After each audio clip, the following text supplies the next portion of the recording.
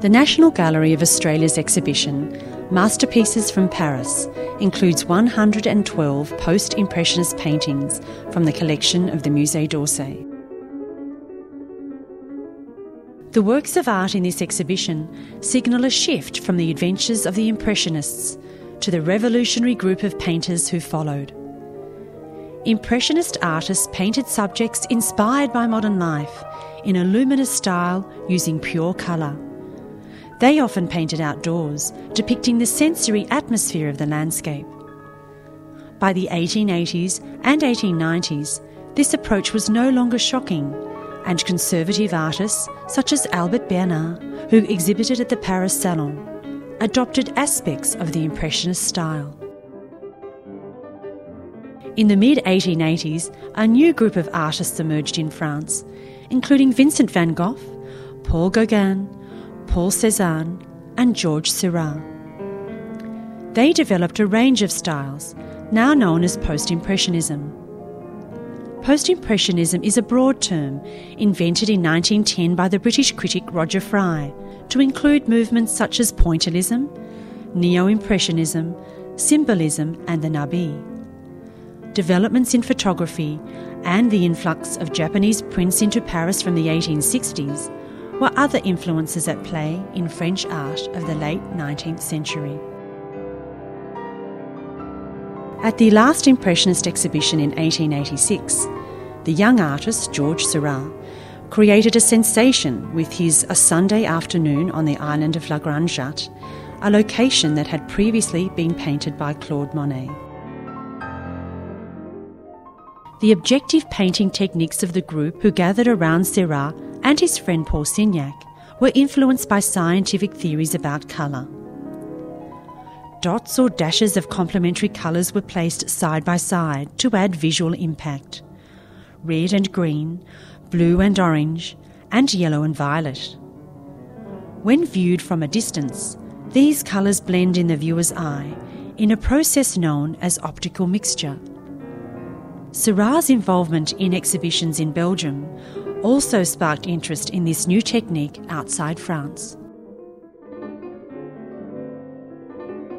The influential artist Paul Cézanne was singled out for harsh criticism, although his painting style was much admired by other artists. He used a controlled and deliberate brushstroke with a focus on intense observation. The still life genre was of great importance to Cézanne. He likened still life to portraiture and was fascinated by the individual characteristics of different fruit and vegetables. Cézanne commented, "They come to you with all their aromas and tell you about the fields that they left, about the rain that nourished them, about the dawns they watched."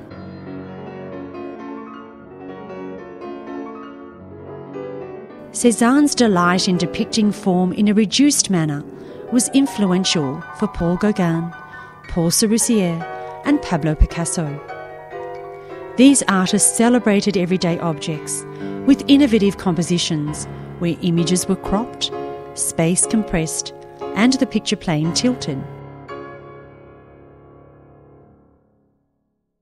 The Nabi artist Maurice Denis' homage to Cézanne testifies to Cézanne's rich lesson that the distortion and reinterpretation of the world could achieve a harmonious balance. In this large painting, we see members of the Nabi group, as well as an art dealer and a critic, gathered around a painting by Cézanne. In the foreground, Paul Cézanne explains to Odilon-Redon why the artist was so admired. The term Nabi, or prophet, included the artists Edouard Voyard, Pierre Bonnat, Paul Cézanne, Maurice Denis and Paul Ranson. These artists were a secret society of idealistic young men rebelling against the conservatism of their teachers and casting themselves as the future of art. The Nabi wished to expand their creations beyond easel painting. They favoured large murals, screens and panels, as well as interior scenes, often featuring family and friends as decorative human elements. To these artists, every work of art was a sensation. While many artists travelled throughout France and beyond, Henri de Toulouse-Lautrec worked almost exclusively in Paris, where he sought inspiration from the cabarets and brothels in the city. His use of oil paint, thinned with turpentine, contributed to the sketchy, unfinished look of many of his paintings, where patches of canvas or brown card are visible. Paul Gauguin was another significant figure in the late 19th century. He left Paris in 1886 for the town of Pont-Aven in Brittany, a region he was inspired by due to its wild landscapes and pious rural community. Gauguin led a group of younger artists with Émile Bernard and developed a style dominated by bold colour zones and subjects emphasising exotic and spiritual themes. Gauguin famously gave Cézanne a painting lesson when the two met in Brittany in 1888, resulting in the radical and abstract The Talisman, painted on the lid of a cigar box. Cézanne returned to Paris with this small work, the most radical and earliest abstract depiction of a subject in Western art history. The Talisman became a groundbreaking painting for Cézanne and his contemporaries. At the end of 1888, Gauguin joined Vincent van Gogh in the southern French town of Arles. The artists painted together for 2 months, and it was their creative clash that resulted in an explosion of diversity in their painting styles, more expressionistic in Van Gogh's case, and more contemplative in Gauguin's. Both, however, shared the desire to push colour and image to the extreme.